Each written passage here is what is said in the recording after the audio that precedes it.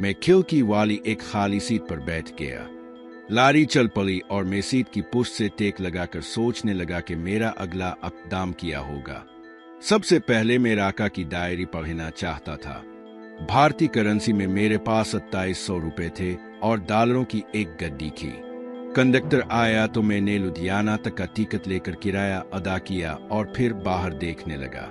मेरे साथ वाली सीट पर एक बुजुर्ग सिख बैठे थे जो खामोश तब थे और मैं भी ज्यादा बात नहीं करना चाहता था, बस खिड़की से बाहर नजारा कर रहा था। ये सिंगल रोड थी जो मुख्तलिफ देहातों से होती हुई लुधियाना जाती थी। लारी जगह जगह रुकती रही। दिन का खाना एक रोड साइड के ढाबा नुमा होटल पर खाया गया। लारी फिर चल पड़ी और शाम 4 बजे कहीं जाकर लुधियाना पहुंची।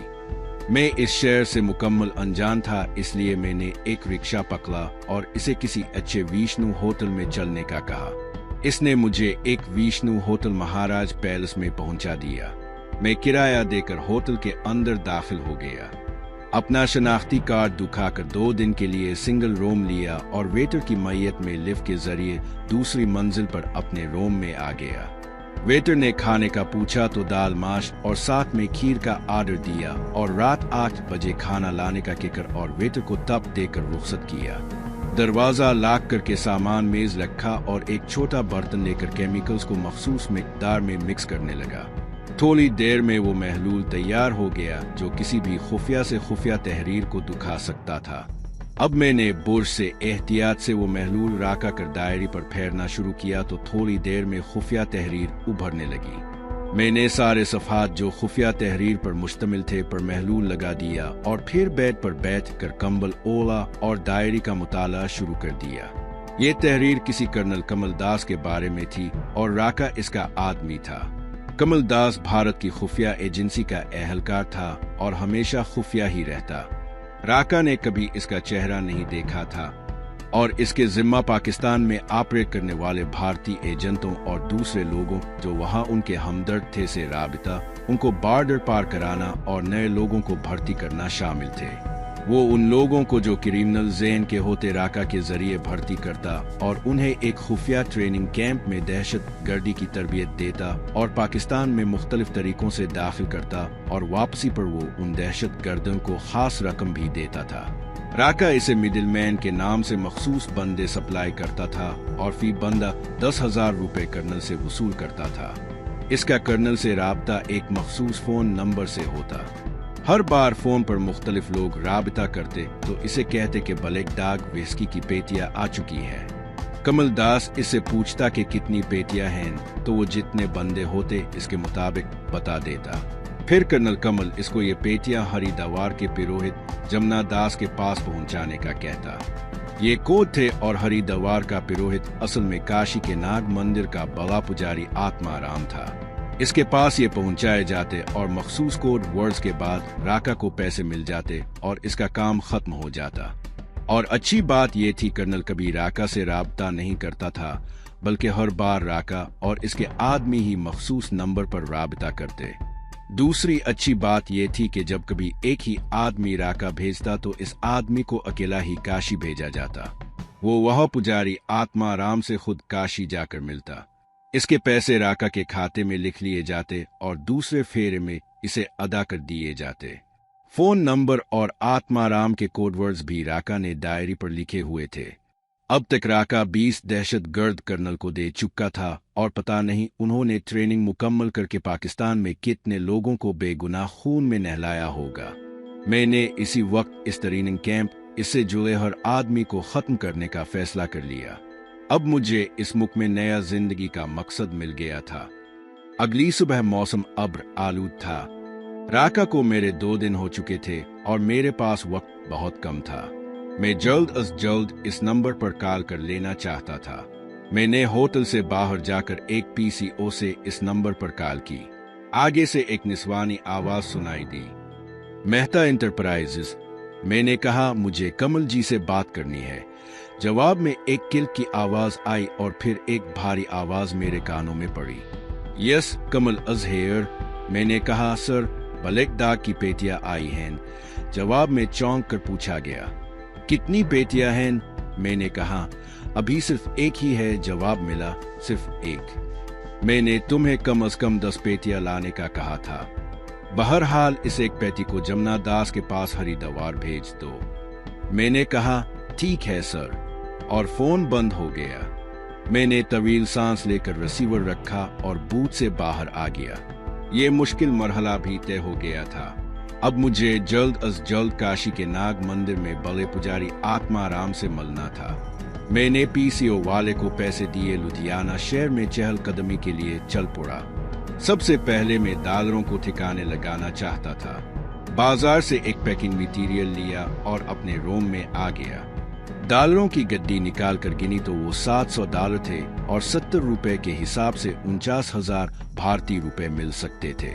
मैंने 10-10 के 6 नोट निकालकर अलहदा किए और बाकी नोट गड्डी में वापस डाले। फिर मैंने वो गड्डी अच्छी तरह पैक करके एक थैले में डाली और फिर वहां से सीधा लुधियाना के रेलवे स्टेशन पर आया। प्लेटफॉर्म का टिकट लिया और सबसे पहले रेलवे कलविक रूम में एक लाकर हासिल किया और वो पैकेट इस लाकर में रखकर ताला लगाया और चाबी जैकेट की जेब में रखी। लाकर 1 साल की मुद्दत के लिए मिला था। फिर इंक्वायरी से लुधियाना से काशी जाने वाली गाड़ी का पता किया तो पता चला कि शाम को 3 गाड़ियां जाती है। एक रात 7:45 बजे गंगा सुतलज एक्सप्रेस जो फिरोजपुर से धनबाद जाती है वो आएगी और 8 बजे रवाना होगी और अगले दिन रात को 9 बजे पहुंचेगी। और 2 अमृतसर से हौला के लिए एक 8:30 बजे हौला एक्सप्रेस जो 8:40 पर निकलेगी और अगले दिन शाम 7:30 बजे पहुंचेगी। और दूसरी पंजाब मेल जो 8:55 पर आकर 9:05 पर निकलेगी और अगले दिन शाम को 5:30 बजे पहुंचेगी। मैंने शनाख्ती कार्ड दिखाकर पंजाब मेल की टिकट और सीट ले ली जो खिड़की वाली सिंगल सीट थी। वहां से मैं रिक्शा पकड़कर सराफा बाजार आया और वहां से $7 के नोट भारतीय करेंसी में तब्दील करवाए। वहां भी शनाख्ती कार्ड की कॉपी रखी गई थी। पहले तो मनी चेंजर ने मुझे कमीशन काट कर 3500 रुपए पकड़ाने की कोशिश की, फिर काफी बहस के बाद 300 और दिए। इस तरह वो $60 और 300 के तब्दील हुए। वैसे भी कौन सा मेरी जाती दौलत थी, इसलिए ये भी बहुत थे। मैंने वहीं से एक छोटा सफरी कंबल भी खरीद लिया। फिर वापस होटल आया और खाना खाकर शाम तक कमरे में ही रहा। मैंने पैसे गिने तो कल मेरे पास 5,500 रुपए थे जो मेरे काशी तक के लिए काफी थे। शाम थोड़ी देर लुधियाना के बाजार में घूमा और खानों से लुत्फ अंदोज हुआ। इस दौरान मैं गर्द और पेश से मुकम्मल तौर पर होशियार था। कुछ भी था, मैं इस शहर और मुल्क में अजनबी था। अभी तक किसी ने मेरी तरफ तवज्जो नहीं दी थी। मैं जल्दी वापस आ गया और रात 7:30 बजे तक अपने रूम में रहा। गुस्ल करके तैयार हुआ और रात का खाना 7:30 बजे मंगवा कर खाया और फिर अपना ब्रीफकेस और कंबल जो पहले ही तैयार कर रखा था लेकर रिसेप्शन पर आया और उन्हें चेक आउट होने का कहा। चाबी वापस करके और पैसे क्लियर करके मैं होटल से बाहर आ गया। इस वक्त 8:15 बजे थे और कड़ाके की सर्दी थी। रिक्शे वाले को स्टेशन चलने का कहा तो इसने मुझे 8:30 बजे लुधियाना के स्टेशन पर पहुंचा दिया। मैं टिकट दिखाकर प्लेटफॉर्म में आ गया। 8:40 पर निकलने वाली हौला एक्सप्रेस भी स्टेशन में दाखिल हैकर प्लेटफॉर्म 6 पर रुकी। स्टेशन खूब रोशनियों से जगमगा रहा था। मैं वेटिंग रूम में आकर बैठ गया। 8:40 पर हौला एक्सप्रेस चली गई तो मैं अपनी गाड़ी का इंतजार करने लगा जिसने 15 मिनट में आना था। आखिरकार 8:55 पर पंजाब मेल घौधौती शोर मचाती लुधियाना जंक्शन के अजीम अलशान स्टेशन में दाखिल हुई तो मैंने जल्दी से अपनी बोगी तलाश की और जाकर अपनी सीट पर बैठ गया और बरीफ के सीट के नीचे बनी गजा में एडजस्ट कर दिया था कि मेरी मर्जी के बगैर इसे निकाला नहीं जा सकता था। मेरी सीट गाड़ी के मुताबिक थी जबकि मेरे सामने वाली सीट गाड़ी की मुखालिफ समत में थी। उन सीटों के ऊपर एक बर्थ थी और ये दोनों सीटें एक दूसरी से जड़कर सोने की जगह बना देती थीं ताकि एक मुसाफिर ऊपर बर्थ पर और दूसरा नीचे सीटों पर सो सके। मेरे सामने वाली सीट एक नौजवान सिसकी थी जो पटना जा रहा था, इसलिए मैंने इसे ऊपर वाली बर्थ पर सोने के लिए कहा। गाड़ी ठीक 9:05 पर रवाना हुई और लुधियाना से निकलते ही टिकट चेकर हमारी बोगी में आ गया। मैंने टिकट चेक कराकर मनोज सिंह को ऊपर वाली बर्थ पर जाने का कहा तो वो ऊपर चला गया। मैंने दोनों सीटों को एडजस्ट किया और जूते उतार कर ब्रीफकेस के पास सीट के नीचे रखे और कंबल ओढ़ कर लेट गया। थोड़ी देर बाद मैं सो गया था। सुबह जब आँख खिली तो 6 बजे थे और गाड़ी बरेली के आसपास थी। अंबला, कैंट, सहारनपुर, नजीबाबाद, मुरादाबाद और रामपुर रात के अंधेरे में निकल गए थे। बाहर अंधेरा था और मुसाफिर बेदार होकर मुंह हाथ धो रहे थे। ये रनथरू गाड़ी थी और हर स्टॉप पर 2-3 मिनट ही रुकती थी। डाइनिंग कार साथ होने की वजह से खाना गाड़ी के अंदर ही मिलता था। एसी और फर्स्ट क्लास का खाना टिकट में शामिल था, जबकि बाकी को पैसे देने पड़ते थे। फिर 6:30 बजे बरेली जंक्शन आया और 2 मिनट बाद ट्रेन चल पड़ी। मनोज भी बेदार होकर नीचे अपनी सीट पर आ गया। गाड़ी का अगला स्टॉप शाहजहांपुर था, जो 7:30 बजे आया। वहां नाश्ता दिया गया। अब सूरज निकल आया था और हर तरफ रोशनी फैल चुकी थी। गाड़ी उत्तर प्रदेश के सरसब्ज और शादाब खेतों और मैदानी इलाकों से गुजर रही थी।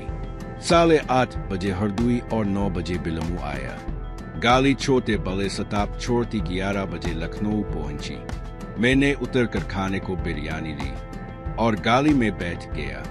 इस दौरान मनोज से बातचीत होती रही।